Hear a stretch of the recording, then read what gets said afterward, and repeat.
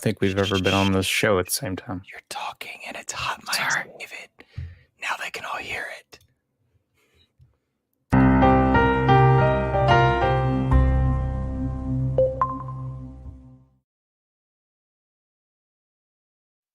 Ooh, welcome one, welcome all to episode 246 of the Xbox Expansion Pass, recorded on Saturday, October 5th, 2024. I'm your host, Luke Lohr, the InsipidGhost, joined by my co-host, the intrepid Captain Logun. Alongside the captain today, we are joined by one David Burdette, lead editor of GamingTrend.com, my friend who I met out in LA this holiday, rocking his XEP shirt. Love that as well. We're here to chat about the Shattered Space reviews for Starfield, Diablo 4's Vessel of Hatred review roundup, Ubisoft's Disarray, and it's a packed October for Xbox, though maybe not for Game Pass. We'll ask you on that one. Logan, we like to start the show by offering words of kindness, those who have made our gaming weeks better. But first, how are you, my friend? I'm good. It's been an interestingly quiet weekend. I feel like, or like week, I guess. It really hasn't. I mean, work. That's probably what it is. Work has been really busy, so I have not really had a whole lot of time. I get off work. I'm like, you know what? I'm 42. I've justified enough time on this planet to take a nap after work, so I'll go take a nap. And then I wake up and I'm like, I don't know what I want to do, so I'm just gonna sit around and clean. And that's life at 42. So get ready. It sure is. I'm with you. And I think that's a very healthy way to go about it, my friend. We are joined, of course, by David Burdette, lead editor, GamingTrend.com. How are you, David? I'm so glad you're here. Doing well. I am about to go on vacation, cleared a humongous backlog of reviews that I had. So I am just in that flow state of, I could chill at least for now. It's you and I, of course, met in person. You're the story I always tell about, like, Luke, and I'm like, hey.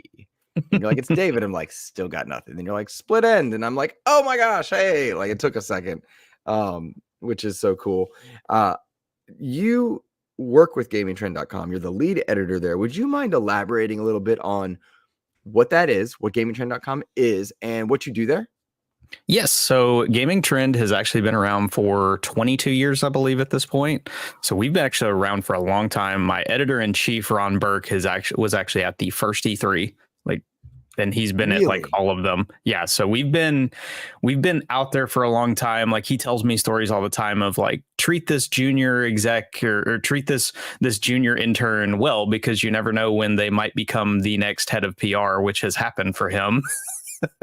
But like, as far as like what I do, I kind of manage the voice of Gaming Trend.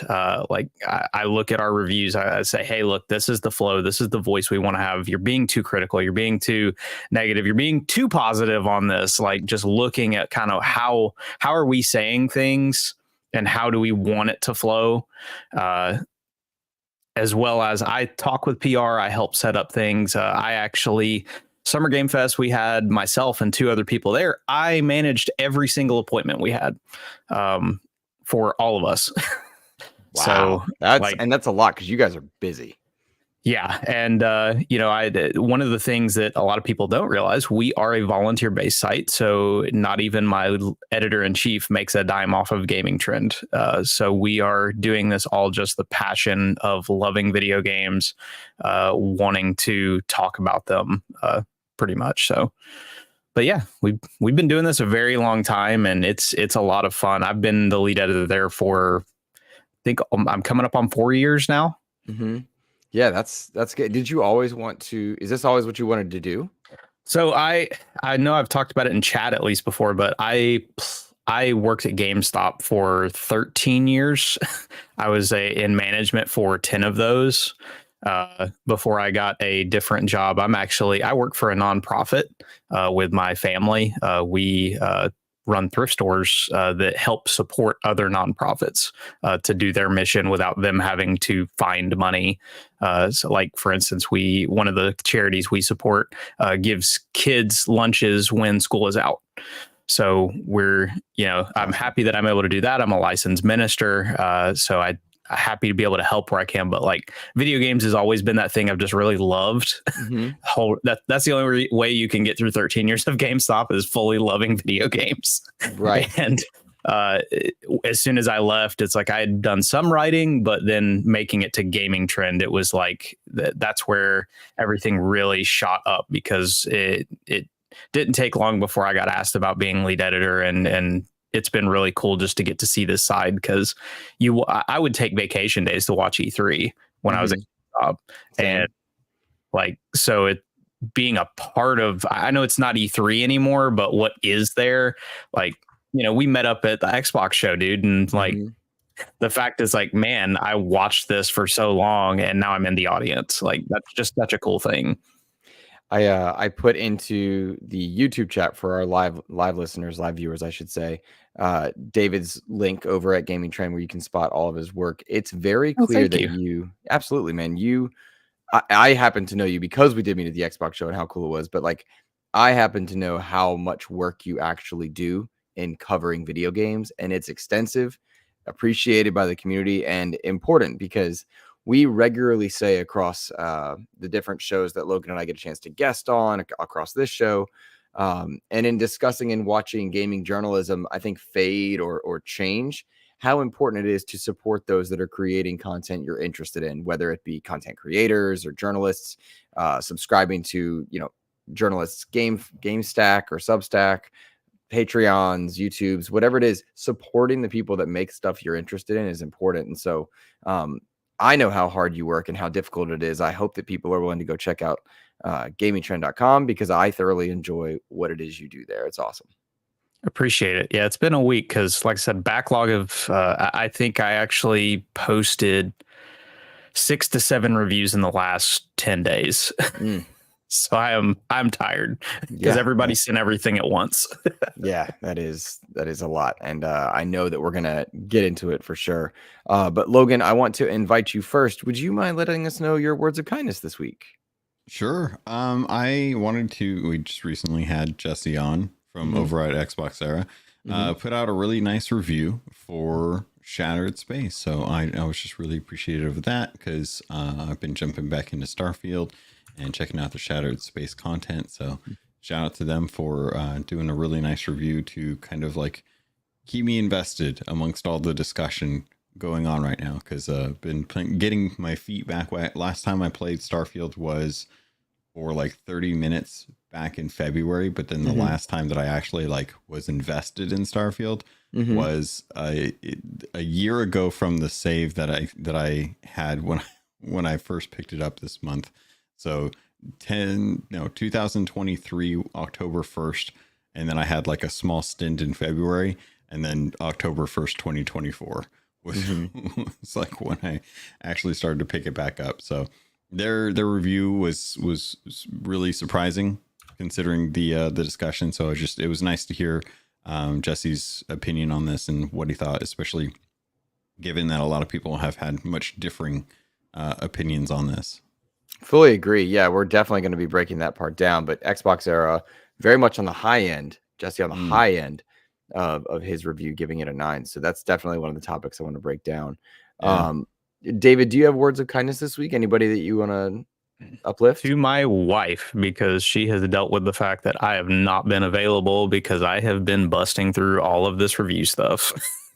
Because she has been dealing with that fact over the last week, and she will be getting pampered while we are on vacation. That is for sure. Smart man. Smart man. Happy spouse, happy house. That's what they say. That's good to hear, man. I want to give a shout out to a teacher at our school that will remain nameless on account of their preferences, but they've just really been going the extra mile to help kids, and they have a job specifically within the school that is just brutally emotionally difficult. And I know for me, like, it's 11 to 12-hour days right now, and they are putting in similar times and emotional investment. And so just shout out to them. I get to interact with them because they have my lessons and stuff. And so it was nice to see somebody working so hard to help kids, and it just gave me a good boost. So I appreciate them as well. Thanks. Gentlemen, Shattered Space has arrived. I said on last week's XEP, and I stand by it, that this is a very quiet month for Game Pass. on account of the fact that Black Ops 6 doesn't arrive until the very end of the month. And while that is the heavy hitter of the year for Game Pass, it feels like that's more of a November experience for a lot of gamers, and particularly Game Pass subscribers. We only even got one ad so far that includes Game Pass in it, which is interesting. And so it feels to me very much like Xbox is relying upon their expansions for a lot of their big Game Pass titles to do the heavy lifting, I should say, between Starfield and Diablo, both getting pretty weighted expansions here. Shattered Space and Vessel of Hatred both getting reviewed. I'd like to start with Shattered Space here. We mentioned Jesse's review, the top of the list, getting a 9. IGN kind of in the middle of the list at a 7, and then the lower ones are on the 6.5 and 6.0 out of 10. Down as low as with Games Radar. The Open Critic, interestingly, matches the Metacritic currently at 57 at the time of recording when I pulled these. And so that is remarkable, interesting, feels like it's par for the course for Starfield. And I have not played it myself, so I cannot weigh in, but I consistently feel that Starfield gets an unfair judgment of expectations on account of the fact that it's Bethesda and the makers of Skyrim. And I don't know if that's a fair thing to say because I haven't played this particular expansion, but Starfield's been getting better for a year. Frame per second boosts, vehicles, inventory management, a number of quests and bug fixes. And it's just interesting to me to see that even a year out, we're scoring it lower than, as my friend Ainsley said, Concord. So Logan, my question for you begins our show truly, and that is, were you surprised when you saw the reviews for Shattered Space? Yeah, I was kind of hoping that they would continue to like go up and up and up as far as like people's opinion on Starfield, because I think that they have done a lot to really like address some of the main concerns that I had with the console version of it. I've been splitting my time between console and PC just to kind of get a gauge on like how it feels. Big PC just feels better, honestly. Mm-hmm. Like it's I'm still playing with like my Starfield controller on my PC, but I'm really surprised by Shattered Space. This seemed like a really like well thought out themed kind of expansion, and what I've played of it so far, it's good. It's interesting. Mm-hmm. It's more Starfield, which is not necessarily a bad thing, but it's not necessarily like something that's like really changing the game for me.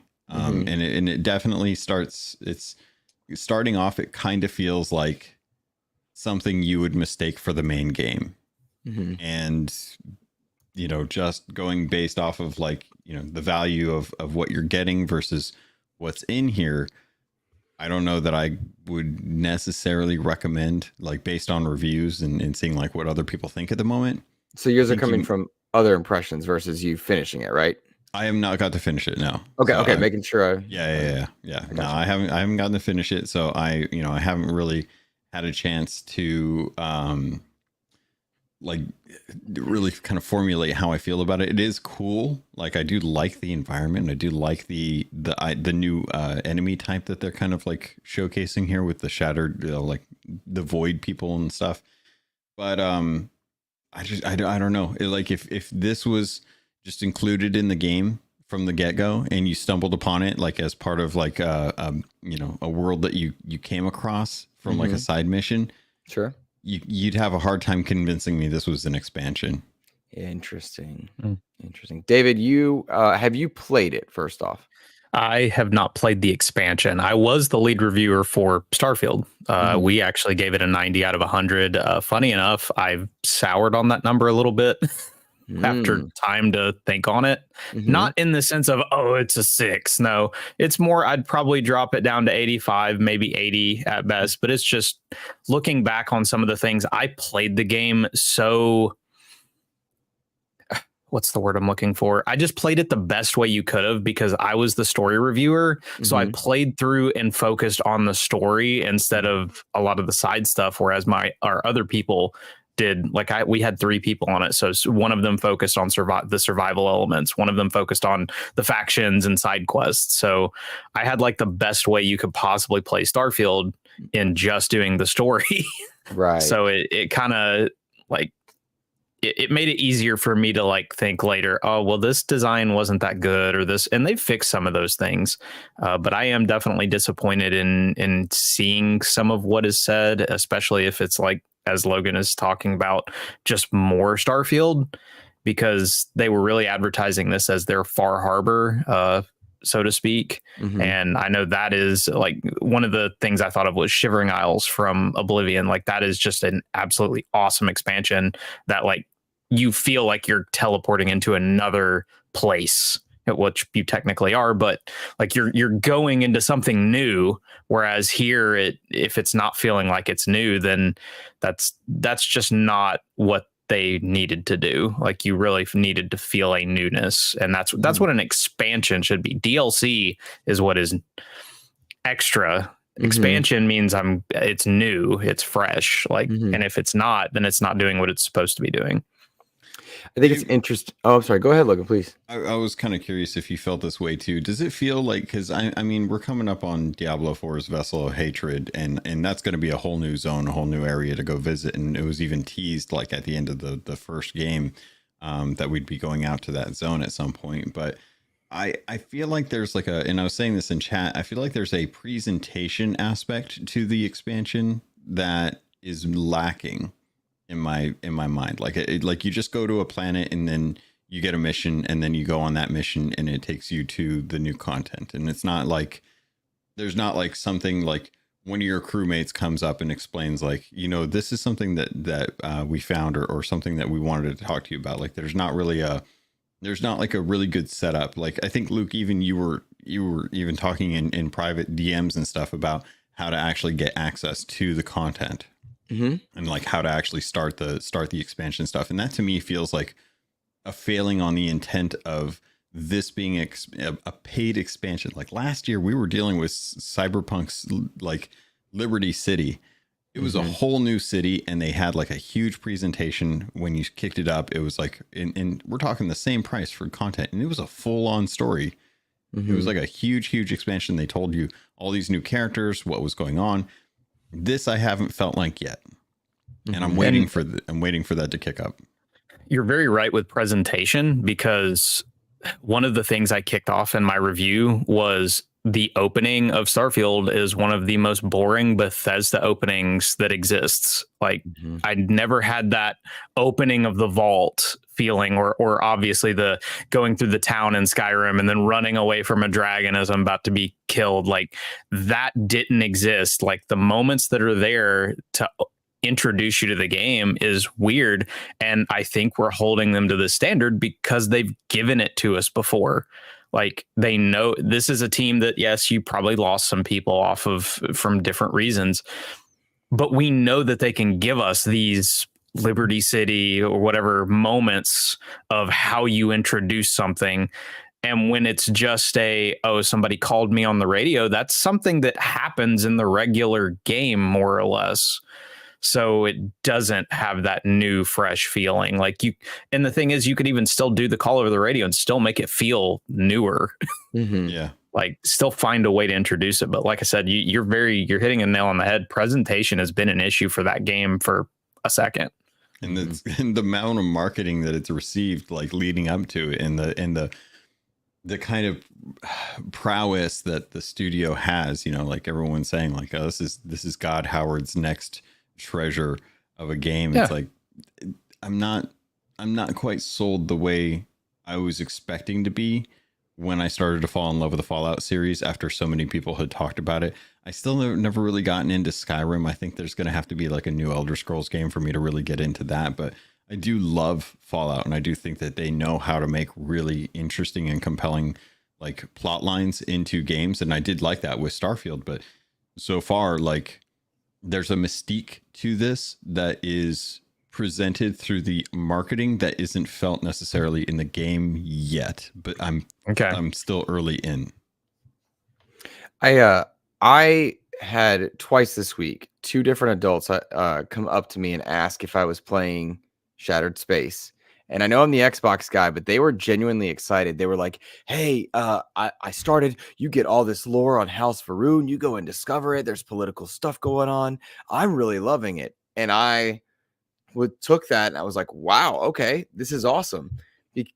And then I see the Metacritic, Open Critic discussions and the things going on around it, and it's like, where are the issues? And hearing you guys talk, I think it really matters what you're going to it expecting and hoping for, what it is you are wanting from it. I'll say again, they've done a great job at improving. Shout out to Fun Speculation in chat. It's good to see you, buddy. They've done a good job improving the base game significantly from the experience I first had on console. That said, there is the genuine problem that Starfield has in that it's not curated enough given how vast it is. That requires so many loading screens, sometimes a lack of direction, sometimes the side quests are more important than the main story. Are you talking about Starfield or are you talking about Anthem? Clever. People still play Anthem and it's fun. What's Anthem so fast? stand here. That's right. Same. That's right. But I think it's really interesting just to hear the discourse about it because you get out of Starfield what you put into it. That's what happens. And anyone that's arguing, it's a Bethesda game. That's just what you get. Not a fair criticism. That's a very silly conceit. That's I do not subscribe to that idea. Oh, it's just Bethesda. The counterpoint is lots of people play dated games on a daily basis that don't have the latest graphics, the latest interfaces and UI experiences, and they have a blast every day. And so there is a middle ground there. I think the problem comes down to their messaging, what they're offering people, what they're selling people on with Starfield, and what they're actually giving them. And I think that's kind of the bigger Xbox problem as a whole is they speak in doublespeak so often that no one knows what to expect. Because Starfield to me is one of my favorite games of the year it came out. I think it was last year. Was it last year? It was last year, right? Yeah, it came out last year. One of my favorite games of last year. Anybody that gave that game a 9, I get it, with you. Anyone that gave the game a 7, I get it, I'm with you. That's one of those, you get out of it what you want.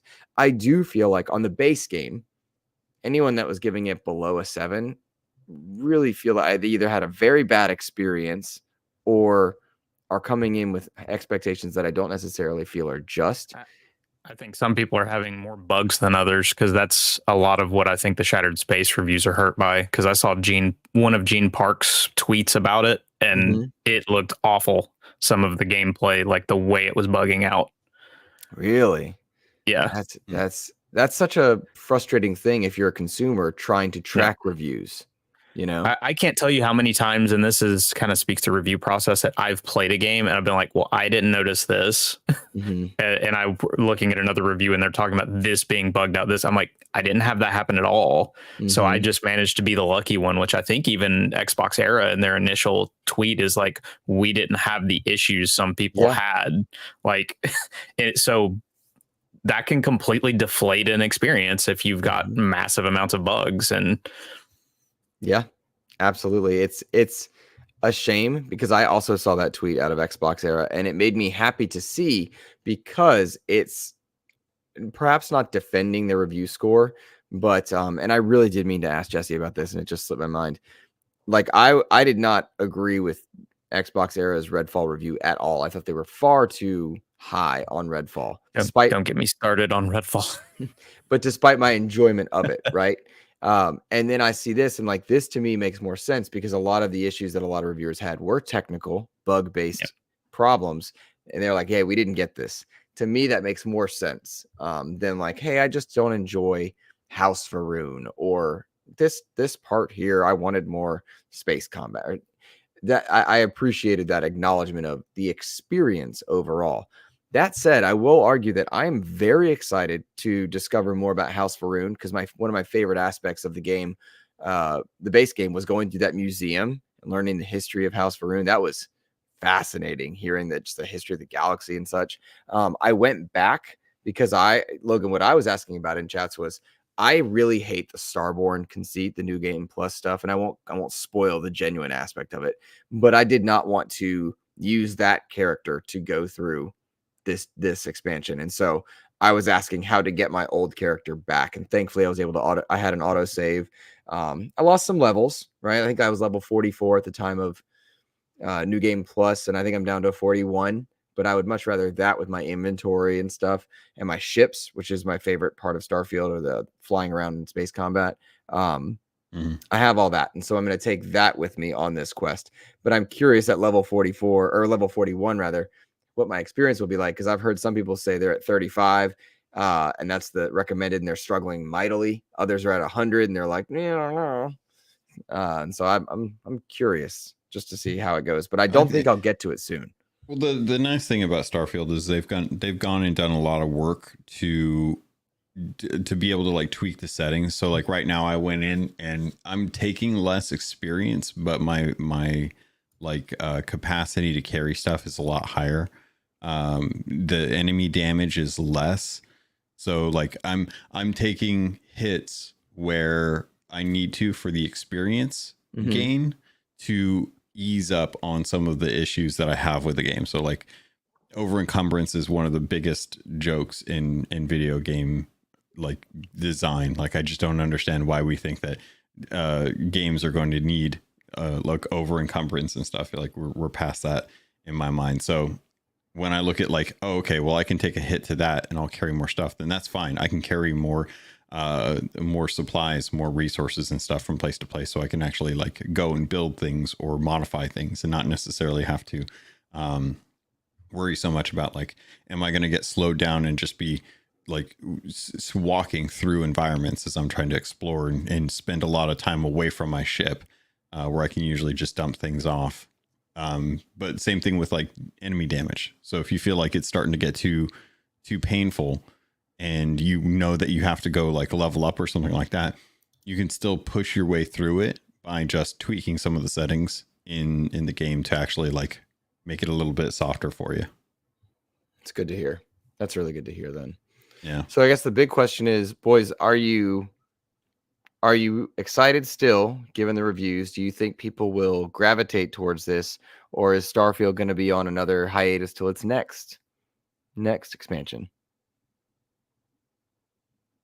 I can't really say until I finish it, but I will say that right now, I think that Bethesda is going to have to really take a look at what they're doing with their games and why things like adding a vehicle should be kind of a no-brainer instead of like a big win for the game.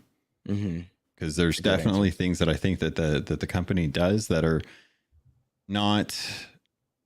They're doing things that I think are like what I come to expect. And unfortunately, I always seem to compare Starfield's experience to Cyberpunk's experience because both had like a lot of bugs at launch. Now I'll concede that Cyberpunk was a much buggier game at launch. But looking at the difference that Cyberpunk was able to do in the time that it had compared to when Starfield launched and now what they're doing with their first expansion, I think Starfield is actually in a better place than Cyberpunk was a year after their launch. But I think the content coming from Cyberpunk is a little bit more compelling. And I'm hoping that some of that influence will want to, that some of like Bethesda will actually take a look and see like what other designs are and stuff. Because we look at other games, Halo campaign's fantastic. Gears is really good. There's general designs that I think Bethesda thinks is like giant wins for them. Like we were able to get people to walk up a ladder. We were able to get a vehicle in the game. It's like, I think they could raise the stakes a little bit higher instead of figuring out how many sandwiches you can stuff in a ship. Yeah, fair. I think it's that focus experience. It feels like whereas Cyberpunk, it was really like that was the culmination of the game getting better. Shattered Space, at least just from the sound of it, it feels like it's the classic 2 steps forward, 1 step back. It's like, hey, we did this stuff that's fixed things, but now we're taking a step back and that we've got to fix this now. Right. Like but even worse though, we always talk about Xbox and marketing. How did we find out about this release date? It was at the end of the vehicle trailer. Mhm. That is literally where this was announced, and there wasn't really much more until they did their Varun trailer and all that other kind of stuff. So it's just sad that we got to this point of here's when you can get it if you actually care about watching a vehicle trailer. Yeah. I'm very curious to find out if Xbox is struggling as far as Starfield's success, because a lot of its player base was Game Pass, and I'm curious how many people dive into an expansion because it does cost money to upgrade. Is this the catalyst that says, all right, we're definitely putting this on PlayStation? Will this be a one more thing at a Keeley presentation or something? And I don't know. And I don't know. I'm numb to that argument, I think, currently, just because it's like, I don't know, guys. I don't know what's right. PlayStation's doing a bad job. Xbox is doing a bad job. Nintendo's doing a bad job with its emulation conversations. I don't know what each of these companies is doing. But do I think it would be bad for Starfield specifically? Not at all. Not at all. Getting that game in more places, I think, would be a good thing. And I don't know what they'll do. I'm curious what these expansions and the profit coming from them means and doesn't mean. I think whatever does happen, I think they will, if it does go to PlayStation, we'll at least start to see some good review scores come from it. So that'll be nice. You know, it's really interesting though, Luke. Diablo's launch lead up to Vessel of Hatred has been so vastly different compared to Bethesda's Shattered Space. I have like people that are like posting videos for Diablo 4 Vessel of Hatred content. Their content not only deep dives into like the different characters, but also the actual like gameplay, some of the stuff that they're doing to change the actual game, which in hindsight they're actually just making Diablo 3 with Diablo 2 graphics up-resed, which is really funny to me. But the lead up to these two expansions has been so vastly different between Starfield and Diablo, and they're now both Xbox properties. And I'm looking at the review scores for both of these, and it's wild to see the variance in just these two expansions. But I think the difference is that Bethesda expansion is a much different concept than what Blizzard's expansion concept is. And I think that Blizzard has done a much better job of releasing steady content over the last 2 months to show you like, this is what you've missed. This is the story. This is the background on the story. This is what we're going to be doing going into the future. This is what we're going to be doing as far as like the rehashing of all of the systems in the game to make it feel better. And that's the kind of stuff that I've been genuinely interested in watching lately between these two expansions. I have thoughts on it, but is this a good time to answer Trophy Room's question? Did they put it in chat? What did he put in there? Honest question. Do you guys think Bethesda and Microsoft knew what they had with this expansion, and that's why there was so little coverage of it? Maybe that's why it explains why it came out so close to Vessel of Hatred. To your point, Logan, A Vessel of Hatred is doing such a good job of getting its message, the lead up, the run in. Maybe are we giving Xbox too much credit to say that they knew what they had with this Vessel of Hatred, and they knew what they didn't have with Shattered Space, and that's why they put them in the same realm? Or is this really just left hand, right hand, each doing their own thing? What I know of Xbox's leadership, I don't have the confidence that they were aware of what was going on. I will point this anecdotal evidence that may help inform this opinion. Last year, we had Starfield and Forza Motorsport. Only one of those was getting heavily marketed. And that was after one had been delayed from early summer of 2023. So when I sit here and look at Microsoft, and because I've had to cut back a lot of my ad-free streaming stuff. So now I've got like ads on like YouTube or Hulu, you know, all some of the different streaming services. Sure.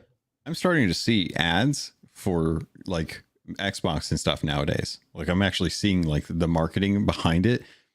I have seen so much advertising for Spiritborns and Vessel of Hatred that, yeah, I would actually say like when Microsoft looks at like what their marketing budget is and when they're looking at like what they're going to promote, I would say, yeah, they know internally like how things are looking, what's going to be better. And sometimes they mess that up, but sometimes they know exactly what they're getting. And I think that Vessel of Hatred is what they know is going to be a really good expansion for the game, which is probably why they aren't marketing Starfield Shattered Space nearly as much, because last year it was them marketing Starfield a ton, and you barely heard a whisper of Forza Motorsport until it was basically out. David, what do you think? Well, the other thing would be that Diablo 4 is also a live service game with microtransactions. So, like, I would want to promote it a lot more too, because that's where I get people in, get people buying stuff. Shattered Space isn't going to have the same kind of impact. People play it, people stop playing it. But I do, yeah. But at the same point, you're going to make a lot more off of Diablo 4. We just saw that the microtransactions were ridiculous on that game.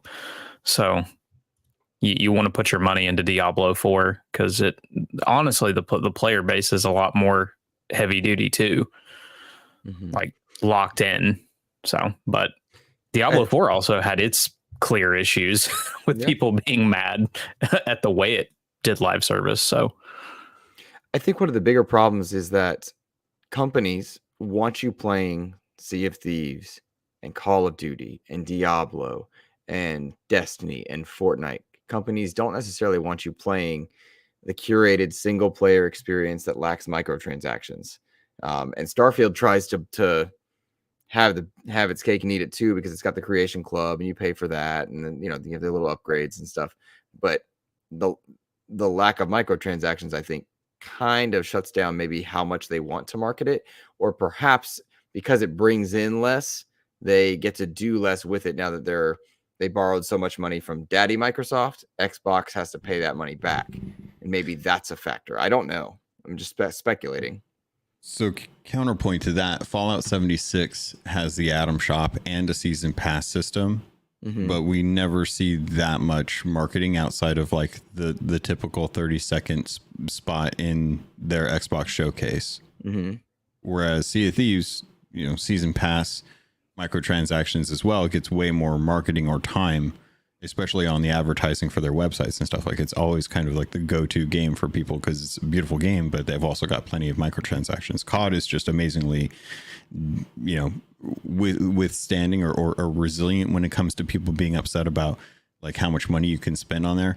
I look at the microtransactions for Diablo 4 and they're definitely high, but sometimes a lot of that stuff is kind of misrepresented because you're getting like the platinum in there as well as the actual cosmetics. So you're getting in-game currency alongside a cosmetic that is still actually, I would still, at least for me, and this is someone who doesn't really go in and buy a whole lot of them, I still see the value in a lot of the microtransactions that they do set up in there. Yeah, Fallout 76 though hadn't been crazy until people jumped in after the Fallout show and went nuts. And then Blizzard, I mean, they revealed back in September, they generated over $1 million of revenue since it released, including says is $150 million from in-game microtransactions. So, that's definitely where your money's coming from. But Blizzard, when they actually make a game, usually makes a crap ton of money. So it's not surprising. But you do wonder how much, like, we've always heard about everybody's in their own section, like Microsoft is here, you've got Activision over here, you got Bethesda over here. You do wonder who's paying what bills, who's choosing who's paying what bills, like how much of it can we put on Bethesda on the marketing as opposed to Microsoft, Xbox proper, so to speak, right? Because of the separation that happens between them. It's a good point. It's a very good point. Well, to move into, I think, where Logan was taking us prior to our question is Vessel of Hatred proper. Of course, the game reviewing very well, or the expansion, I should say. Metacritic and OpenCritic, 86 and 85 respectively. Scores as high as a 9. IGN and GameSpot around an 8. Games Radar 4 out of 5. David, you reviewed this, if I'm correct. Yes. Diablo, I didn't review it, but we did give a 90 out of 100. Editor-in-chief Ron Burke did. So have you spoken with Ron at all about it? Because I've seen and listened to a lot of the reviews. I talked to Ainsley Bowden, but I'd love to hear your take on it. So I have not. Okay. I haven't had a chance to speak with him on it because honestly, for a second, I thought we didn't end up on the early list, but he had already been playing it. Yeah. Well, as you said, Gaming Trend gave it a 90 out of 100. The game reviewing very well. What's interesting, and something that Ainsley Bowden pointed out to me, and that I experienced in his review as well, it's fascinating to try to discuss and review Vessel of Hatred separate from the game update that is rolling out changes to the core game experience as well. For example, dropping the max level from 100 down to a level 60, adjusting different difficulty slider elements to give yourself a more curated experience so that leveling feels useful, the new Spiritborn class, as well as the new region that comes with Vessel of Hatred. Bar none, I think a lot of people are diving back into Vessel of Hatred here. The lore fans apparently are going to be a little bit disappointed in the amount of story that's provided, but there's so much gameplay enjoyment to come with this new class and the new region that it looks like this is going to be a big win for Blizzard, for Diablo, and thus Xbox. I am curious to see, with Diablo being on Game Pass Ultimate, not Core, what that really does to Game Pass subscribers, if at all. I'll just be interested to see kind of how it impacts Game Pass and Xbox, but overall, the game's multi-platform. There's a lot to enjoy there. What do you guys think when you see these scores, knowing that you're a Diablo fan, Logan? What's your take? I mean, I'm excited to jump back in. I mean, I've got the pre-order I just did last night for the deluxe edition, not the ultimate edition. So I'm looking to jump back in. I do want to try the Spiritborn because I did enjoy the Witchdoctor back in the day. So we're getting companions back, and that was huge for me, is like having companions in Diablo 2 and 3. So really enjoyed that.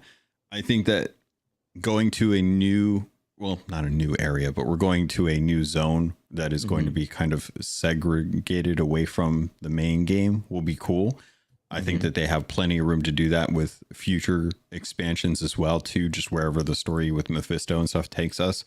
So I'm stoked. I'm looking forward to it. It's coming out on the 8th at 4 p.m. So I'll have that day off, and then I've got the 9th off for something else. So I'm probably going to be spending a fair amount of time diving into it just to kind of enjoy that content. So I think looking forward, Diablo is still in a really good place. They are doing an excellent job at listening to the player base and learning that sometimes you stray too far from what works, which was really, what Diablo 3 really did well was its systems.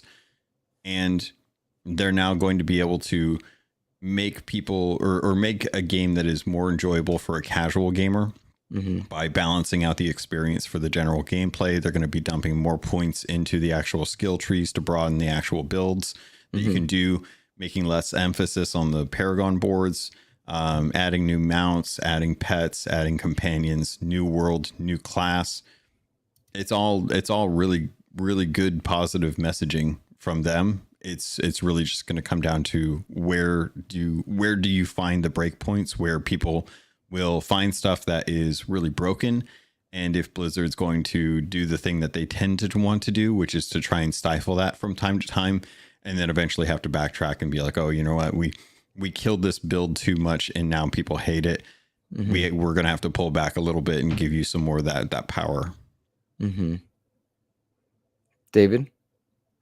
I mean, from what I'm looked at with Ron's review, it sounds like we did a review of the rework, like as well as like the review was including that rework, and like it's great to see again the fact that a company will not just sit on their laurels and be happy with the money that they've made, because obviously even with things people didn't like, they still made $1 billion. But they weren't satisfied with, okay, that's it, let's continue to work. Like again, just like Cyberpunk, you have that team that's looking at it and saying, okay, we have to change this. We need to do this. I'm really excited about, like, I'm not much of a Diablo guy, but hearing that like they've really improved like the bosses and stuff like that makes me excited. I'm a big boss fight guy. Like that has to be done right for me to really like. I'm very critical of bad boss fights in games. Mhm. So if they're doing stuff like that, that immediately gets my interest. Like some of my favorite boss fights, like I hate the ending of Arkham Knight with Joker. That's a very awful boss fight considering how good the other boss fights are. And then Wolfenstein, the first one, there's some incredible boss fights in that. So I'm going off on a tangent, but yeah, fixing boss fights, that's something that piques my interest. It's true. Boss fights are supposed to be special, and when they're not, it is truly a letdown. Yep. It really is. Yeah. And as you touched my heart with the Arkham thoughts. Oh, I knew. Yeah. Yeah, for sure. It's good to see this as being something that like Diablo fans can look forward to, because I think that the first season of Diablo really kind of bummed people out. Season 2 was really good. People were kind of meh about season 3. I haven't really heard a whisper about season 4. Like people haven't really like talked much about it. So the expansion, definitely hopeful that people jump back in, get an opportunity to play out a new class. I hope it's something that really drives people to engage with the game, especially for longer than the 2 weeks that it'll be before Call of Duty comes out and everyone switches over. Because to me, Diablo's been a special franchise for a very long time. And to know that it's still beloved, even with like the generations that have kind of come up with Diablo 2, Diablo 3. It's nice to see that there are still a lot of really big fans of the lore and diving into a lot of that content and stuff, especially with some of the videos that they've been putting out. I wonder if they used any of the data from adding the game to Game Pass, like how players were engaging with it. And that's some of how they worked on rework, because Game Pass brings in that casual, like, I'm going to try the game. So maybe they looked and said, hey, this guy has Game Pass, but he played it for 20 minutes because he couldn't get this down or get this. And that some might have helped with a little bit of the rework. With some of the decisions they made, because that's why you run betas for COD. Like they're looking for data to use. It's not just so you can test the game first and get you to pre-order. It's so they know how to rebalance things, and getting casuals in through that Game Pass edition definitely helped you make a better game. That's a good point. That's a very, very well made point. Everything that I've seen so far has suggested that they are looking to make the leveling experience more enjoyable for longer. Whereas, you kind of hit a wall when you hit like level 50 before. And that was kind of like oh, well, now you're just going to be running like torments and just grinding out like the whatever whatever you want to call it, torments. That's pretty much what they had, Now it feels like they want to have people enjoy more aspects of the world as you play through. And Luke, I would honestly recommend you, if you decide to jump into it, pick up a Spiritborn and start the game fresh with the story. Okay. All right. I love Diablo. I've played through with 2 characters to 100, I believe. I think you going back in and playing through the campaign with the Spiritborn will give you an opportunity to kind of like feel out the Spiritborn kind of like play style, feel like what you want, because I feel like you're probably going to go with Centipede if you decide to like jump in. But I think you'll kind of enjoy that experience, and I think I'm curious to see like what you think coming out of it at the end of it. I plan to play Vessel of Hatred. They asked us late if we wanted code, so we didn't do the review build, like, because they had a server set for reviews for a good bit. We did not do that one, and I don't know when I would get to it because October is so packed, but it is on my to play list at some point. Trophy Room saying we better be dropping in Diablo next week. Are we? Like, we got other stuff we're playing. I don't know. Maybe. Like, I know Diablo, I love it, and I'm going to get to it. But the nice thing about Diablo for me is that it's there when I want it. So, it's a thought. It's a thought. October is packed. It is very packed. Very packed. Logan, would you like to do us the courtesy of reading our patrons' names? Yeah. So every week we do this. We like to call out our patrons, the tier 2s and tier 3s. over on patreon.com/Xbox Expansion Pass. If you'd like to support, it always helps go towards the builds that were, or not the builds, the trips that we're taking, as well as the services that we're using. So we always like to call them out just to show them some love as we're kind of going forward. So thank you to Edward, Nicholas Johnson, Ellery Woods Parker III, Rob Frawley II, Tao Zochi, Brandal Thor 19, Silkinit, African aka Charles Jones, Game Positive, Jampack Sam, Matt Valdez, Rick Davis, Red Beast, Xbox Mike 29, the Lord Sir Master James Suddy, Brendan Myers aka the Winter Gamer, Sony's VP of Marketing Kevin Butler, Clint Coombs, DJ Hero, and Dano12. Thank you all so much for your love, for your support. As always, if you do join up into the Patreon tier, you do get access to the Discord, where a huge amount of our like listeners and stuff go to chat on a daily basis, share news, share information, what we're watching, what we're playing, what we're buying most of the time. But a lot of good conversation being had over there on a regular basis. Ooh, I was muted. Hey, thank you, David. David gifting 5 memberships to XEP listeners. Thank you so much, man. That was really nice of you. Thank you. You are awesome. We're going to put that one on display there. Much appreciated, guys, because it really does help us out in so many ways, and I'm just especially appreciative of you. Let's see here. Logan, one of the things that I do want to touch on is how packed October is, with one of them being a PlayStation exclusive, not coming to Xbox for some time, and that being Silent Hill 2. Given that you and I have had conversations about spooky season, there's a lot of very good spooky games coming to Xbox, but seeing the reviews for Silent Hill 2 gave me kind of 2 quick thoughts here. The first of which is people that were dunking on Bloober Team. Glad to see the Bloober Team came through on this one. I've liked Bloober for a long time. I think they've always gotten some undue hate because it's tough to make a horror game that everybody likes. So I'm glad to see that is coming through there and doing well. That makes me want to pick up my PlayStation. It also makes me think what a stupid bummer it is that we have to wait a year, and I truly don't enjoy that that either Sony money hats those deals, or that Xbox doesn't pony up and let it happen, or make the deal themselves, or keep, make their gamers, their fans not have to miss out or go somewhere else to play. And so I'm excited for Silent Hill 2 because that game really does look good, and I missed that game when it first came out back in the day. So shout out to Korkenstein. Good to see you, my friend. Hope you're doing well. So yeah, what do you think, man? What's the deal here? Weren't you just playing Medium too? Like, yeah, I've been. Yeah, I'm playing through Medium. I put it down to play Man of Medan because Anubis recommended it, and I felt bad because I didn't like Little Nightmares, another of his recommendations. Oh my god! And I enjoyed Casting of Frank Stone, though it wasn't scary. It was spooky, but not scary at all. So I'm in Man of Medan, really enjoying it, by the way. Dark Pictures Anthology, impressive, and it's always cool to see Sean Ashmore. But yeah, I'm playing the Medium kind of on my back burner. It's really good. Like, it's good.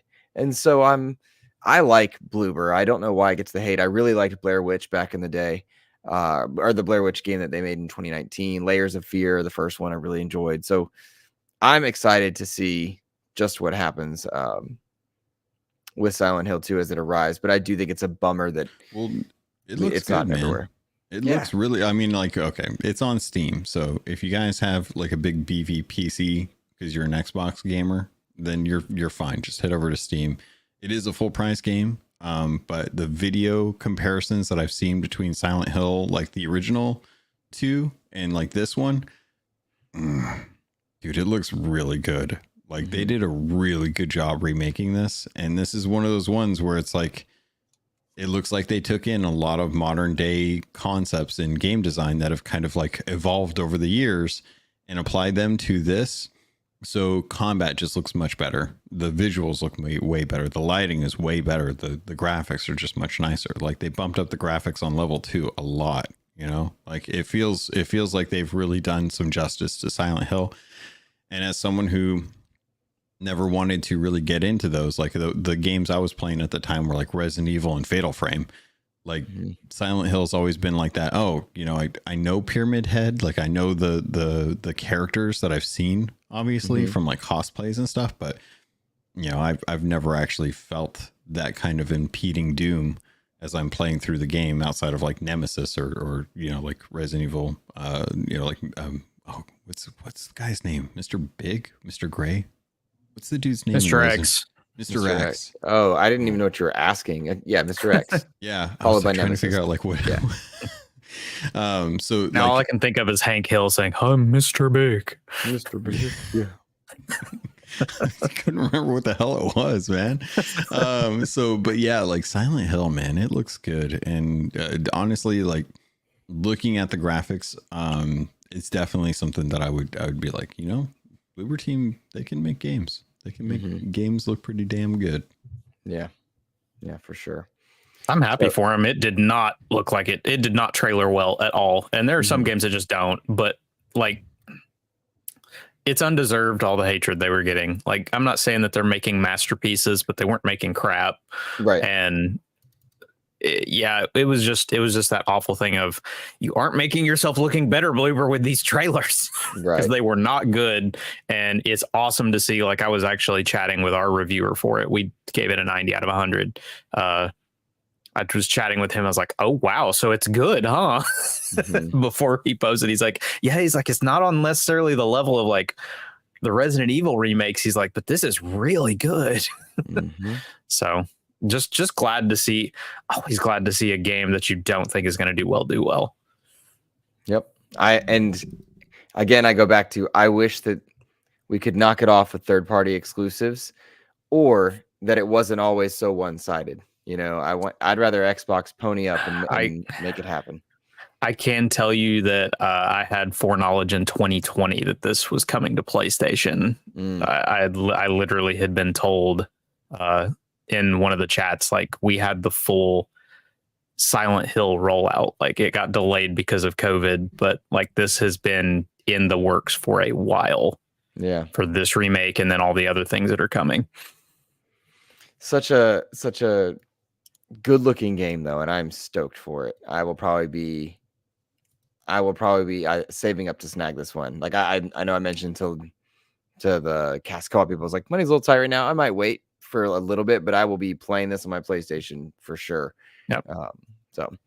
Which I get the feeling from what I read that Konami actually went to Sony to try and get funding for this remake. So that is probably part of it. Fair enough. It makes sense considering like the history with Silent Hill and PlayStation. Like there's been a relationship there for decades, and seeing it come to PlayStation, it sucks as like an Xbox fan, but at the same time, like I also kind of understand why, especially with how weird Konami's been for the last like 10 years, like just not making games. And then all of a sudden they're like, oh, I guess we should probably make some games. It's like, oh, you're finally going to do something with all that IP that you have and not just make pachinko games. It's like, okay, I'm fine with this. Like, it's that odd thing where Final Fantasy 16 like doesn't make a lot of sense, but Final Fantasy 7 remake kind of makes sense. It's like, I get it. This has been on this for a while, but Final Fantasy 16. Okay. Right. Shout out to Todd Oxtra in the chat. I watched The Fog this morning, my friend. He recommended a movie. We're going to talk about it on his episode or his podcast tomorrow. I've never seen that movie. Had no idea who was in it. Yeah, I'd never seen it. Really liked it. Watched it this morning. So, I always loved that that's what happened with Silent Hill. Like the fog was not intentional in the sense of like the fog is there because of the game itself not being able to render things, but it made it so much more scary. It did. It really did. Thank you, N64. Thank you, game limitations. Yeah, big time. Well, let's give a look at the upcoming list for this month, and I'm going to read off some names and then loop back to anyone that you guys want to address. In the month of October, you've got Diablo, of course, Vessel of Hatred's coming out. Metaphor ReFantasios hitting on October 11th. You've got Starship Troopers Extermination coming to consoles on the 11th, as well as a Transformers game. The Darksiders 2 Definitive Edition, which is a bad name. It's the remaster of the remaster. arriving to PS5 and Xbox Series systems. This is the Xbox One game upscaled. Take that for what you will. New World Eternum is coming to consoles, as well as A Quiet Place: The Road Ahead, along with TMNT Mutants Unleashed, which I have my eyes on, but you never know with Game Mill, or maybe it's outright making this one. One that I am excited, Unknown 9 Awakening is coming this month. The Halloween 2D remasters is coming this month. Of course, you've got Black Ops 6 and Sonic Cross Shadow Generations. Black Ops 6. The other big one, possibly for some, would be Dragon Age: The Veilguard. Controversies notwithstanding, I think that game looks good. The Alan Wake 2 DLC and Horizon Zero Dawn Remastered, along with plenty of other like niche games. To me, this is a very packed month across multiple platforms. If you're an Xbox gamer, you've got a lot to dive into. And of course, the heavy hitter is Black Ops. I'm still very excited about this month. That 2D Halloween game, I'm having that. Real quick, just quick aside. Confirmed interviews for XEP, the Halloween 2D remaster, the Retro Realms. They're doing Ashes vs. Evil Dead and Halloween. They're going to be on the show, as well as the Dead by Daylight creative director, Matthew Cote. He will be on the show. I know that sounds like a Luke thing, but that Dead by Daylight community is huge, and I'm really hoping they get a chance to check out XEP as a result of that, because there's a lot of cool stuff there. And then I have that one other one that I'm teasing, and I'm still waiting for that one to lock down. The person was in Ireland, if that helps anybody with who it might be. They are busy at the moment, but lots of stuff in October, guys. Any standouts of like, yo, I'm definitely playing this? Chat, same question to you. I mean, I'm not going to play it, but Dragon Ball Sparking Zero is going to sell ridiculously. Yeah. That void that's been left in October, it's going to fill. Yeah. There you go. Fair enough. Which one are you going to play though in the month of October, David? Black Ops. I've been gaming trends Call of Duty guy since Cold War. So this will be my 5th Call of Duty review for us. I'm actually, if you go and look at the Black Ops Cold War Accolade trailer, my words are the first accolade in that trailer. Love cool. That. That's a personal point of pride, but got to go to COD Next this year. That was incredible. They treated us fantastically. Got to play the game a whole lot, and it's just so good. Cannot wait to play more of it. I will be no-lifing it. I will probably stream it all day on the Gaming Trend YouTube channel on the Friday it comes out. So that's great. Black Ops. My dad and I both take the day off because my dad plays it with me. So we work 4 days out of the week. So we go in on Monday and then take Friday off instead of the opposite way. Very cool. Very cool. What about you, Logan? What are your standouts? I'm going to be doing Starfield and Diablo pretty much most of this month, aside from like obvious staples that I jump into on a regular basis. Mm-hmm. There's, I believe it or not, there's not a whole lot that I was actually looking at for this month that I was really like interested in. Everything that I've got that I wanted so far is either coming out in December or already out and like on the list to play. Mm-hmm. So I'm probably going to be jumping into I'm actually kind of interested to find out how New World does, because that's been that like locked to PC for so long that they've done a lot of work on that game, but that is a grindy game and it is a big old MMO, and I'm just kind of curious like how that's going to work out. But the Eternum, New World Eternum. I can never remember how to say it. They have put in a lot of work to make that game have like a lot of life in it still. Yes. The people that play that love it. The people that don't know about it may give it an interesting opportunity, because I would say Elder Scrolls fans may enjoy that. It's a little in kind of like that MMO realm, but it's a little more actiony comparatively. Yeah. So. Yeah, it does play well on console. I didn't know. I did a preview on console. So interesting. But yeah, they've kind of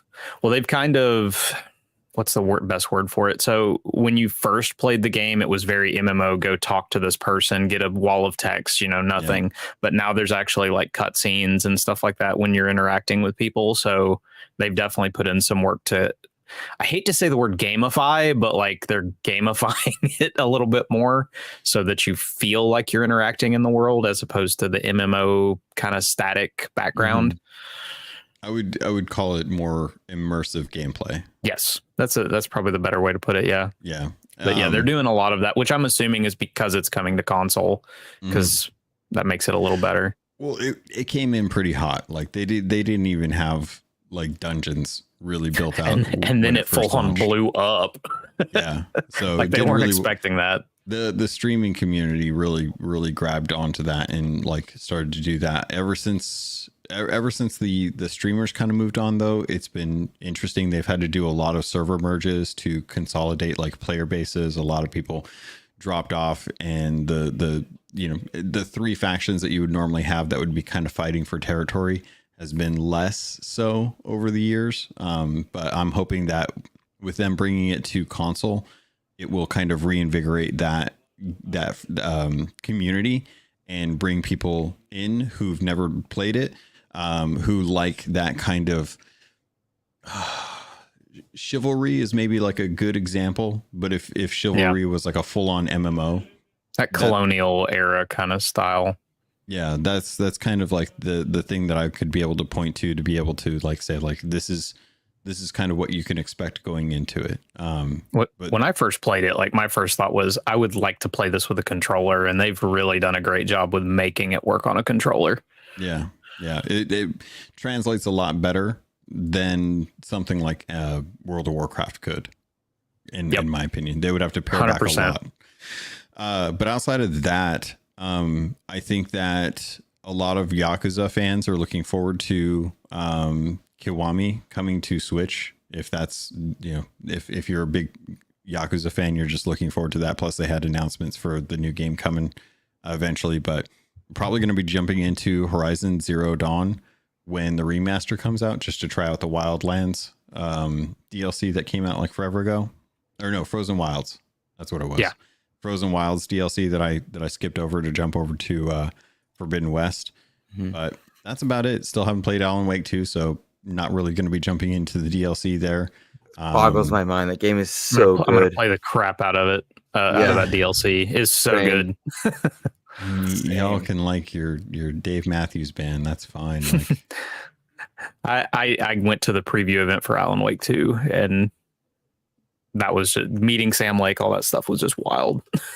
I'm so like, I should say envious, but no, I'm actually jealous that you got to do that. I should be happy for you. And I guess on some level I am, but I really am jealous because what a unique experience that must have been. Is there anything from that preview event that stands out in your mind that you'd want to talk about? Really, it's just one of the coolest things about going to preview events like that is just the environment that they put together, because most of these teams are like, they're as excited to throw the event as you are to go to it, because that gives them the chance to be really creative, put together these rooms that are just like they had. It was actually crazy enough. The preview event, this was back in September of last year. It was in the same space as Summer Game Fest was, where you and I ran into each other. They did the same space, but they had it all. It was really dark. They had like some foliage that they had put into the room, like made it almost this like creepy kind of space. And they had people in the, the cultists in Alan Wake 2 that are wearing the like deer masks and everything. They had people walking around as you're sitting in your booth previewing the game, like, because we each had our separate booth. They would you just look up and one of them is just watching you playing, and it was kind of unnerving. Yeah. As you're playing. So they really threw a killer event. So that was just really, I mean, really, I'm just excited to go play the game early. As much as it's cool to meet these people and talk with them, playing the game early is pretty cool. and just being able to talk about it. Previews are interesting because the game's not done. So you try to hold off from being too critical. You try to focus on what works, because that's going to stick. What doesn't work isn't going to possibly be there, unless it's, Suicide Squad, where the whole entire premise is flawed.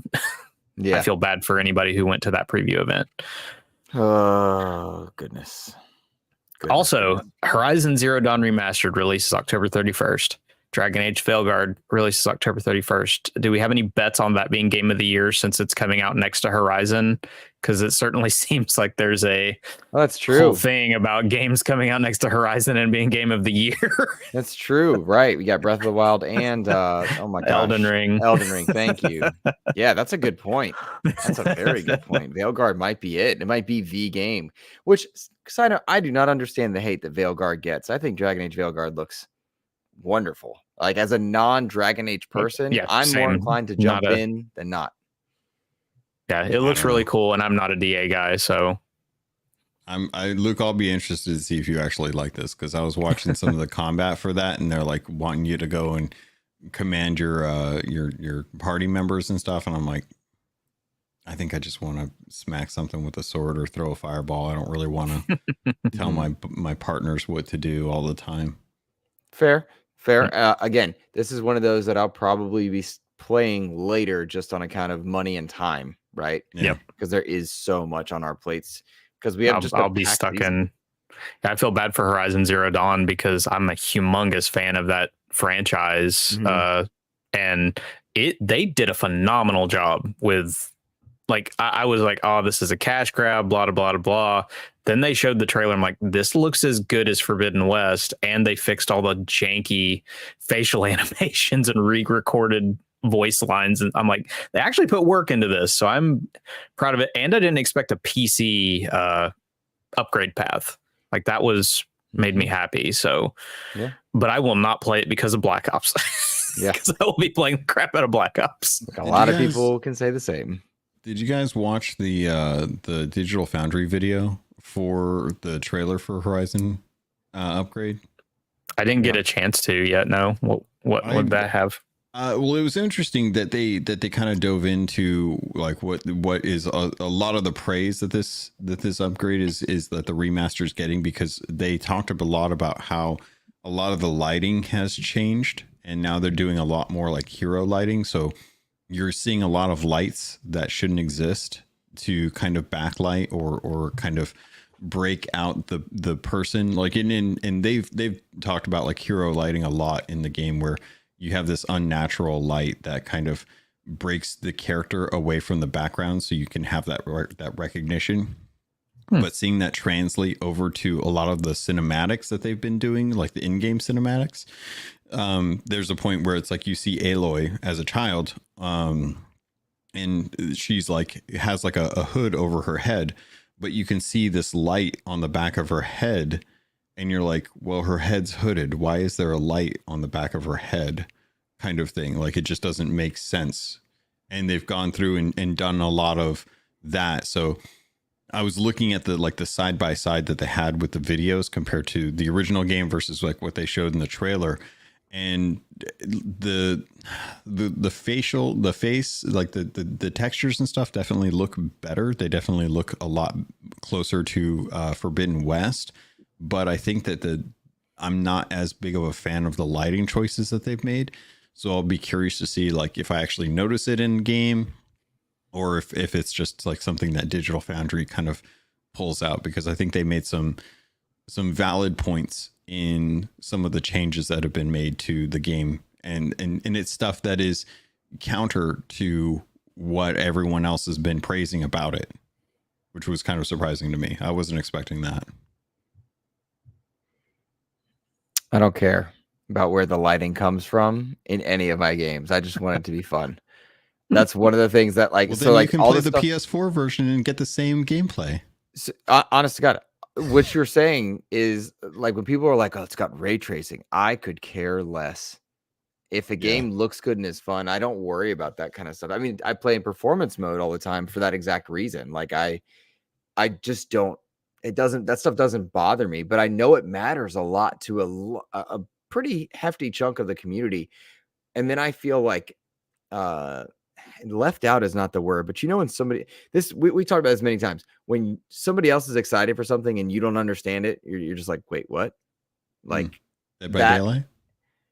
Well, I mean, that's the reverse of it, but like it happens a lot, right? Like where everybody else is into this one thing and you're just not clicking, or you're into something and they're not into it. Like I feel like I'm supposed to care and I just don't. And that's a weird thing when it comes to lighting. Like if you told me we need to fix the lighting in Gears 5, I'd be like, why? The game looked great. I think it depends a lot on like where you look when it comes to like a gameplay aspect of it. Like if you were to tell me ray tracing on Star Wars Jedi Outcast or not Outcast, I'm blanking on what the most recent one's called right Outlaws. now. Survivor. Outlaws. No, or Outlaws. If you were to tell me, like, to show me two side by sides on the game and be like, this is the game with ray tracing, or this is the game without the ray tracing. If those were options that were available in the game from the get go, I probably wouldn't care. I'd probably go for whatever felt like the most fluid and gave me the most stable frame rate.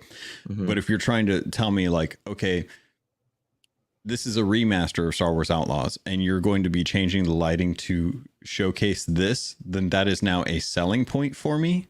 I'm going to be more critical of that. Okay. There's logic there. Fair enough.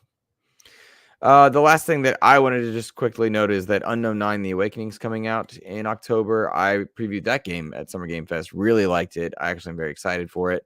I like to swim in 7s. This one looks like it's going to be a 7 or slightly above. So there you go. Gents, for all our PlayStation talk on the Xbox Expansion Pass today, one of the things I think affects everybody in the gaming industry is Ubisoft, and they are in hot water lately. And I don't think I realized the magnitude of the disarray that was happening at Ubisoft.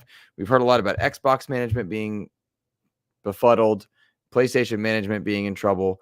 Ubisoft, on the backs of Star Wars Outlaws, is really struggling because reports are that game didn't sell it sold right around 1 million, which was a flop for them in their mind.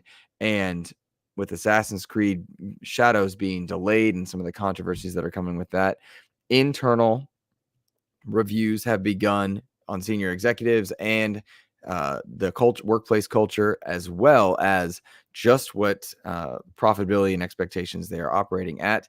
One of the reports suggesting that now Chinese powerhouse Tencent is going to be teaming up with the Guillemot family and acquiring portions or all of Ubisoft at various points. Don't know if that's actually the case, but somehow, despite all these problems for years and years, including the denial of workplace harassment and such, Yves Guillemot is still in charge. Wild to me and surprising in many ways. I don't know how to digest some of this, and frankly, like, I don't want to get into the weeds too much, but Ubisoft is a staple. I like a lot of Ubisoft games. To see that they've mismanaged so dramatically to the point where Tencent might come in and that might tangentially affect Xbox's deal as far as digital rights distribution in the UK, there's a lot of implications that might mean. I'm curious if you guys are tracking this one. Logan, I'll start with you. Were you tracking this? Were you aware of these things going on? Yeah, it's kind of a shame, man. The last time this really kind of like the last time we saw this happen, it was close to right after when Ubisoft was in risk of getting bought out. That was also right about the time that I think it was Assassin's Creed Valhalla was coming. And I think honestly, Ubisoft is making its best content when they're in risk of losing it all, which is a horrible thing to have to think about. But it's really odd, the cycle that they have. Like, things go really, really well when they're about to get bought out and they save themselves from getting bought out. And then it just slowly like degrades over time until they get back into risk of getting bought out. The internal inquiries about this kind of stuff, like, this has always been an issue with Ubisoft. They just need to get new people in those chairs, and the whole idea of Tencent buying them out, honestly, I'm not a huge fan of that. It's one of the few times where I will look at like an acquisition and think like this is going to be a positive change for the publisher or the studios, whereas I don't know that I think Tencent would be a strong enough steward of Ubisoft and their culture, because Ubisoft has a lot of issues, but they also know how to make some really good games in the genres that they really excel at. And they've got a lot of studios that really do work together with each other. I mean, look at how many studios made Skull and Bones. Skull and Bones, not an amazing game, but they stuck with that for 6 years, 6+ years to finally get that game out. And when it does help when the Singapore government's paying for part of it. Well, yeah, but they had to get it out, but it also took 10 different studios at the minimum to get that game out in a way that they were able to like actually release it. But that was like one of the first new IPs that they've put out in a long time. That being said, it's clear that the industry has an issue with pumping out content before it's actually finished. Looking at the roadmap for Star Wars Outlaw, it's almost like them explaining what the last few sprints are in the development cycle to get the game to gold. And at this point, they're just developing the game after launch. They're getting money. They're getting the goodwill to people who are buying into it because of the franchise IP strength, or what they're able to showcase in trailers. And the games themselves are just not solid. That's why I'm hoping that with them delaying Shadows to 2025, they're going to give that team enough time to really look at some of the stuff that was pain points for Outlaws and be like, look, a lot of people had some major criticisms with this. We have to compete against things like Ghost of Tsushima. If it is not up to that level, we need to delay this game until we can get it to that point, because that's going to be the point of comparison. So I'm hoping that this gives them the kick in the butt that they need to really tighten up their games and make sure that they're launching in a solid state compared to what they've been doing as of late, because some of their games, fantastic. Other games, no, it's almost like they forgot they were making them. It's fair. I guess the hope would be that Tencent doesn't become the golden ticket to leave people in place, because that's something else that you can kind of worry about. Is that, we've managed to have it, since we're private, we have an even tighter hold on who we want in place, because Tencent already has a 10% buy-in, I believe, in Ubisoft, if I'm not mistaken. So I don't know. They've already been involved. And like, if you're doing it along with Eves, like that means they're still in charge. And if anything, they aren't beholden to shareholders at that point. So they're able to kind of do things the way they want. Now, truly, all of this crap happened back when they fell for the live service golden goose and pivoted every studio to that, because it's kind of hard to make new IP when all of the new IP got canceled, because suddenly you realize live service won't work for you, or that you're making crap. So now everybody's having to either readjust or help another project get along over the finish line. Really, that was the Division, right? Like Division was sunset, and then they were like, "Oh wait, this is making money. Spin it back up." Right? Yep. I mean, you'd assume the Outlaws crew, once they're probably already working on Division 3, I would assume at this point, because that's the same team from Massive that usually does Division. So they're probably already trying to figure out what Division 3 will be. We've all talked about it, like Outlaws, as much as I liked it, and I was probably one of those people that game was made for. Like, we talk about subjectivity, like, I love stealth sections. I'm a Splinter Cell kid. All that stuff didn't bug me the way it bugged other people. Uncharted kind of style. That's one of my favorite games. Like, it all worked for me, and I didn't have as many of the bugs, but for other people, like, maybe it would have been better if this would have ended up in Assassin's Creed's launch spot, and then Assassin's Creed, like a double delay, would have been a better thing in the end. Big time. So they were just really hoping, I guess, that they could shove things out right here. And now the thing that sucks for Assassin's Creed is February sucks. Like, there are 4 to 5 big games in a 2-week window. I mean, it's not the first time it's ever happened, but geez, you delayed your game into a worse window because there's not as much this year as there was last year. You would have a lot more going on. So it's obviously a bad position that they are in. And I just hope that, like, if there are actually internal reviews, that something actually comes of it, and it isn't just this, we're putting on a face until somebody comes in and gives us money, and then we're Right. not going to do anything. Because if you're still doing internal reviews at this point, there's definitely a problem, because you should have been doing this years ago. Yep. No, I and agree. something should have come of it years ago.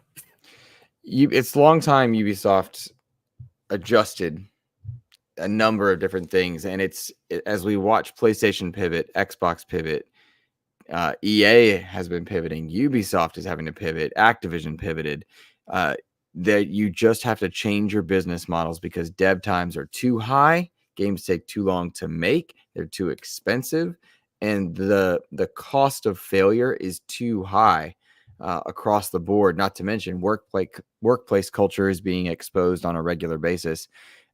It's currently Ubisoft we're watching implode, but it's many others kind of alongside it. It's just that Ubisoft's in the spotlight right now on account of Assassin's Creed and Star Wars having issues, and then the Tencent name coming in. The big picture is, I'm curious, are we watching the industry? I don't know if crash is the right word, but are we watching the industry really go through such substantial changes that this is what the future will be? And I kind of think so. I kind of hope so too. Like, it was unsustainable at its current place. I think that we're definitely seeing a change in the approach. I think Microsoft being ahead of the game as always, with them bringing their content to multiple ecosystems, is a good testament to, like, this is where the game industry needs to go to if they're going to maintain this cadence of content. I think the alternative here is they're realizing that there's not a finite amount, but there are definitely limits that people will go to when it comes to purchases in games. So Ubisoft really good at monetizing. They know how to sell their content. They sell expansions, they sell season passes, they sell cosmetics, they sell their games, and then they just take time to kind of like show, like, hey, if you just want the base game, you can buy it day one. If you want, you can spend Ubisoft Plus to get it with like their streaming, or with their not a streaming service, but it's Subscription service. There's ways for you to monetize that way as well too. The alternative is we start making smaller games with more kind of focused narratives, and stop relying so heavily on the 40 to 50 hour time mark, and start looking at the 15 to 25 time mark. Mirage sold well, so yeah. So it's clear, like, smaller experiences still do well. We've seen a rise in the $40 game lately, and that's been doing pretty well depending on the actual like game itself. I'll point to Helldivers as a perfect example of what zeitgeist and price will do for a game. Same thing with Power Worlds. Power Worlds $40 jumped out, really did well for Xbox, and them adding it to Game Pass. So they definitely need to look and see like what they're going to do. But I think Microsoft is going the right way by bringing in more people to their IP, as opposed to killing the creative endeavors of the teams that they have under them. That's a good take. Yeah, biggest fun you're going to run into is those Ubisoft is a bit bloated, so they're probably going to have to shave off some payroll if this buyout happens. Like, they're still bloated. Like, they're one of the big. If anything, they might be one of the biggest. They might be one of the biggest workforces in gaming. Yeah, but they've also got their content goes everywhere. And they've also got like multiple IPs releasing content on an annual basis. Like they're big for a reason, but they shed like an entire studio in like Canada this year, didn't they? I don't remember specifically, but I wouldn't be surprised if you're right. Biggest issue you run into though is just the biggest controllable in any business is payroll. as sucky as that is. Gentlemen, our final question for the day comes from Nissa Hauer. I learned that this past week. What do you guys think now of PlayStation's enforcement of signing into a PSN account to play the upgrade. Speaking about Horizon, and then taking away the PS4 digital version. Feels scummy, feels odd, feels strange to me, but also enforcing the PSN account part does not feel scummy and wrong. The taking away of something always feels strange, but like you should have a PSN account. It's a matter of didn't PSN on the being available. PS4 version are we talking about like the PC version of the game, or I think that might be what's being said, because the Steam version of the original is gone or something. The Epic version was delisted this week. Okay. Okay. I was like, the PS4 version just had the price raised. That's all it was. For the digital version, yeah, they bumped the price up, I think, to $40 for the digital version for the PS4. So the upgrade path was $50, which I think is close to the remaster cost. Mm-hmm. They delisted the Epic version of the game, so the Steam client is the only one that you can purchase, and the requirement for the upgrade path through the PSN account through Steam is now an enforcement, much like some of their other games. So I think that this is Sony trying to lock in their player base into an ecosystem, as well as what Xbox does. So as far as like the lock in for the PSN account, I don't have a problem with that. It's an email address that goes into an account that they have a database. It's one point. Sign into Microsoft on Sea of Thieves on my PlayStation. Yeah. I had to sign into Microsoft when I wanted to play Ori on my Switch. That's just how these companies build their ecosystem. They give you an account, and then they can start to market to you or get you into their content. And that's how you build a game library nowadays. As far as them removing the Epic Games Store version of this game, I think that's really crappy, but that may be something that's just a timing issue.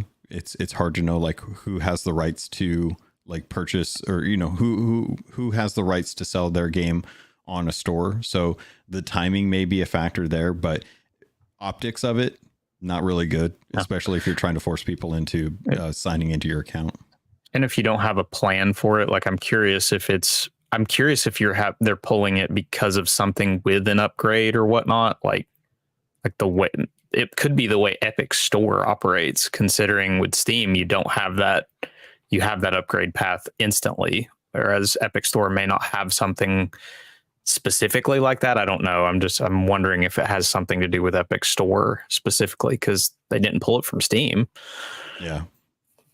I think a lot of it has to do with just like the deals, the contracts, and whenever that may have started, because the timing is so bad that they just doesn't look good for them at all. It doesn't look good. It doesn't look like it looks like they probably should have had someone didn't catch it, and they probably should have been like, hey guys, just to make sure that the Epic is paid up for another year before it gets delisted. Can we do that? And then someone was like, I didn't get that email. Did you see that email? I didn't see that email. That's what it feels like. Fair enough. Luke, have you even played one of the Horizon games? Yeah, it was not fun.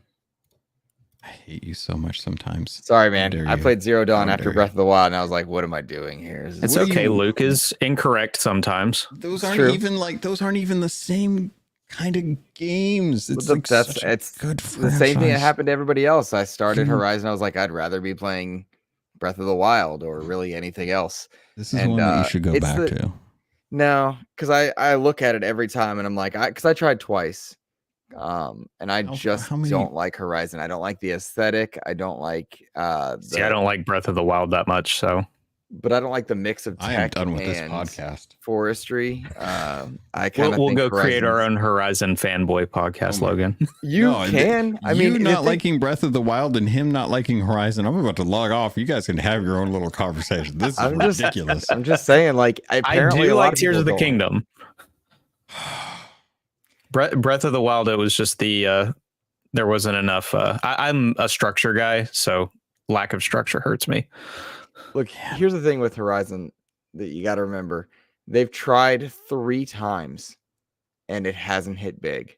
The last effort is this Lego thing. Like, they've tried 3 times. The first game sold 220 million copies. there is a difference between a game being good and doing well and you not liking it.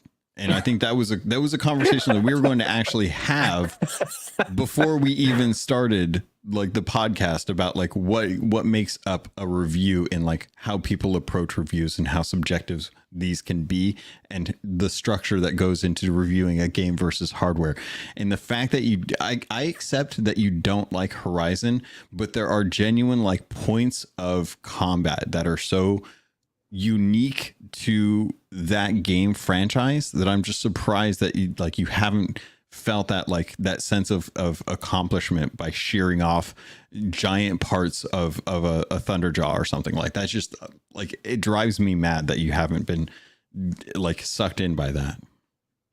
I'm not knocking Horizon. Thank you, Joe. Okay. Don't misunderstand. Like, I don't think Horizon's a thing. They're really trying to make it, and it just doesn't seem to click with the masses the way they want it to. Maybe their expectations are too high. Maybe it's just in our world, but like, it doesn't feel like it's clicking. And I'm not knocking it. I just didn't like it. 20 million copies sold, according to David, his expectations are too high. And that's not combined. That's the first game. But like, I wonder how much of that is greatest hits and so. And I'm not like, you don't even think Indiana Jones is going to sell 1 million copies. What are high expectations? Why are you mad at me? I am not knocking Horizon. I didn't like it. I'm not saying it's bad.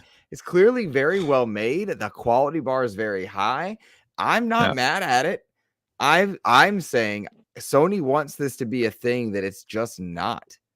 That's what I'm saying. They want it to be Last of Us. They want it to be Uncharted. It's not landing in that realm. I'm not dissing it. I have nothing against it. Rock on, enjoy it. Cool. Like, whatever. I would love this if it were a male protagonist. The Halo 5 game, it only sold 7 to 8 million copies. I wish that Microsoft would stop trying to make it a thing. You guys are going after me, and I'm not going after Horizon. They aren't. No, I don't understand. No, I'm just having a mess.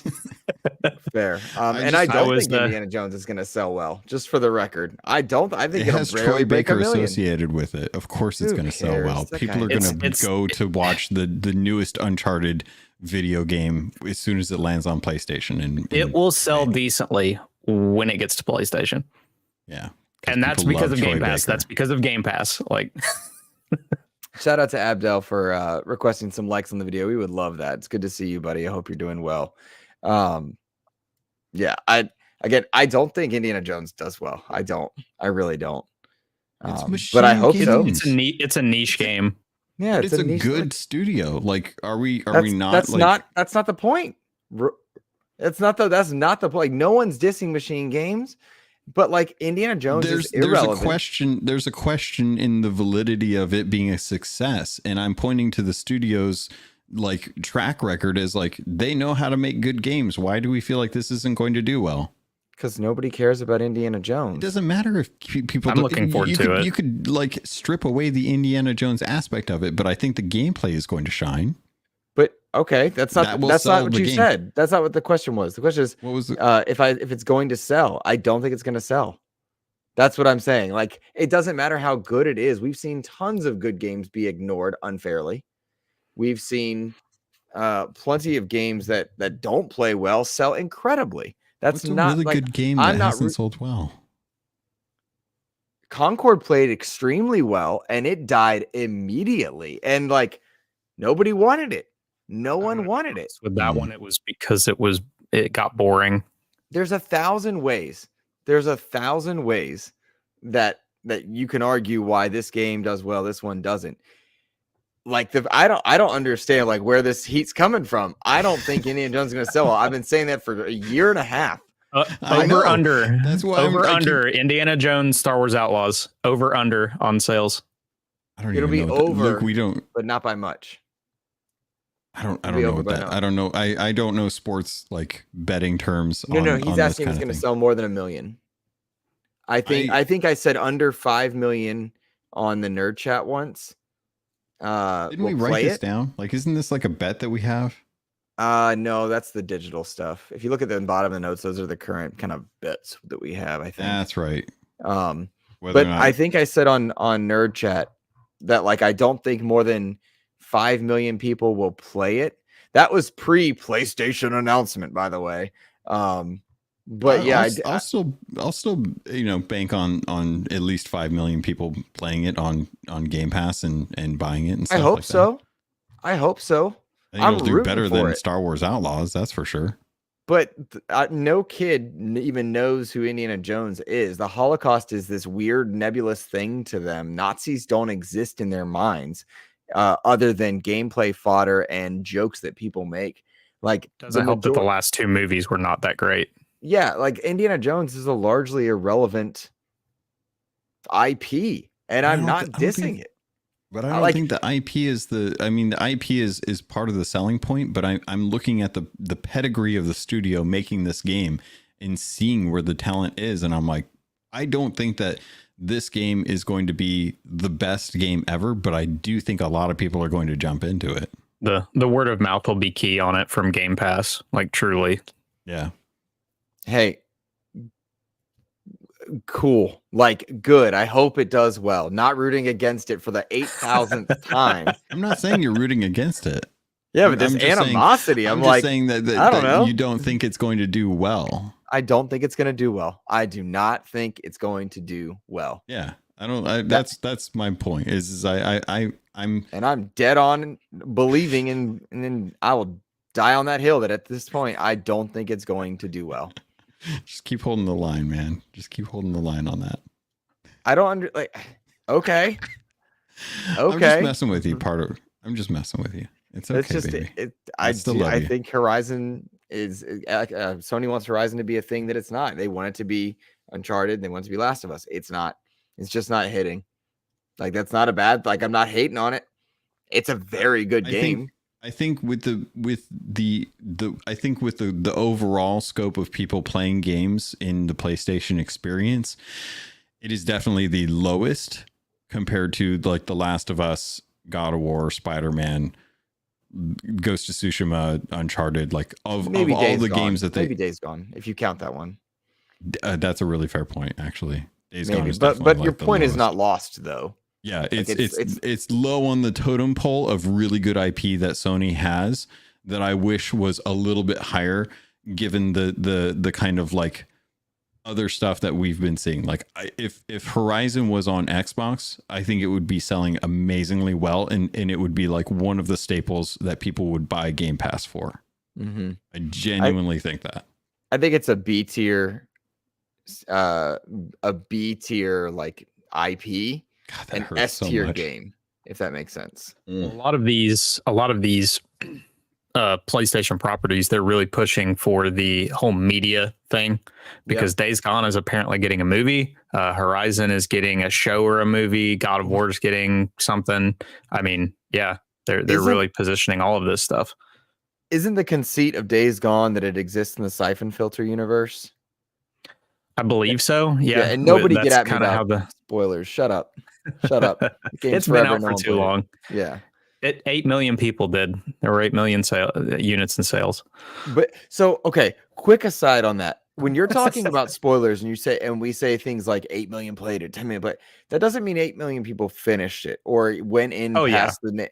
Sometimes when we say like, well, it had this many sales, was it on sale on PSN or Xbox Live? Was it $1? Was it $10? You know, like, there's sometimes people get a little crazy with their data. All right, you're gonna jump on that bandwagon. I'm gonna toss out the it's been too long to not spoil something. There are lots of people, and Joseph Moran in chat will say there are a lot of people who have not jumped into Horizon Zero Dawn that will be jumping into it with a remaster. So us saying it's been out for 6 years or however short it's been since the remaster. Some of the twists.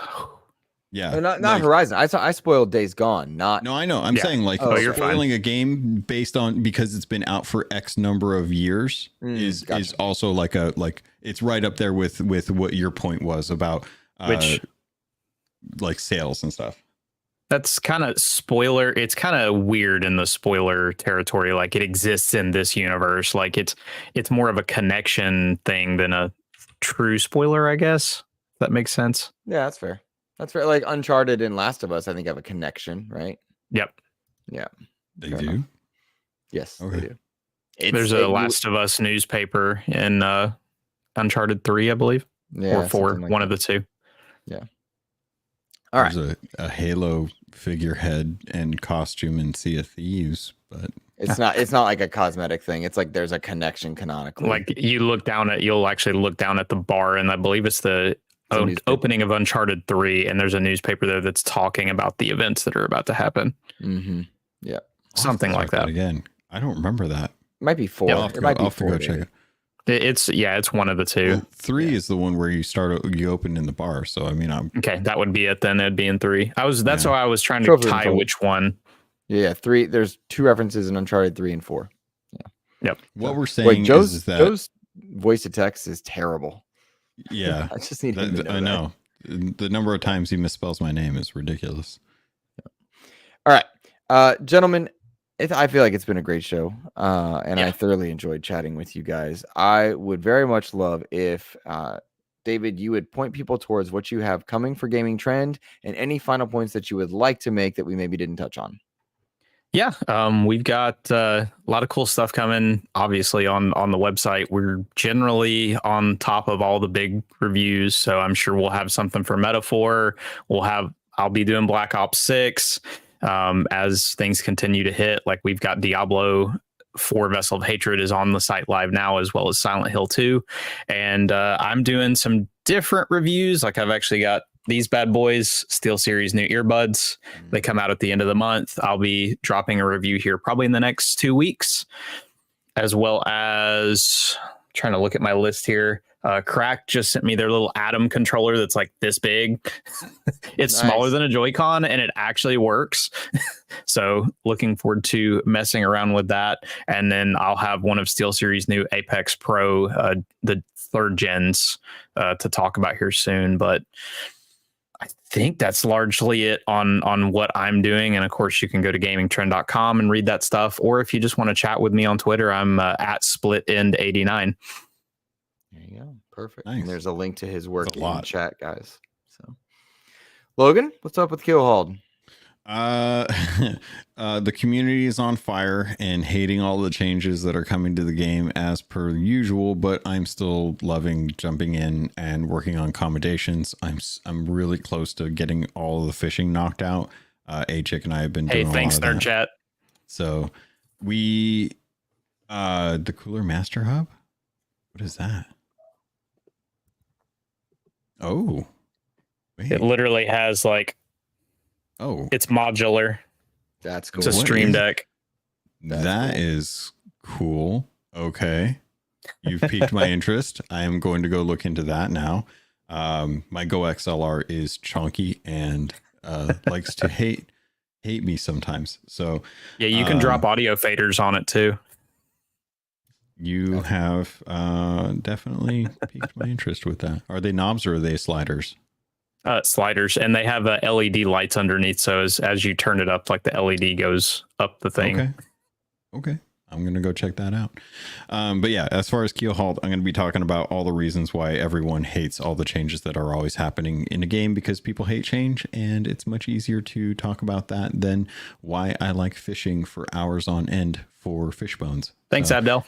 Going to be jumping into that. Luke looks like he is about ready to die. Do you have to go to the bathroom? Yep. Okay. That's why the show's ending.